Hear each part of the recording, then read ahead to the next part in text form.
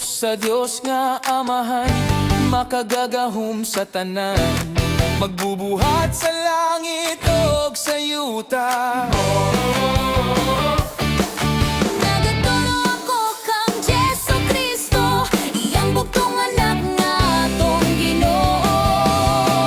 Gipanangkon sa Espiritu Santo, Natawag ka ni Maria nga ulay, gisakit gilansang namatay ug gilumo. apan sa ikatulo ka adlaw nabanaw siya.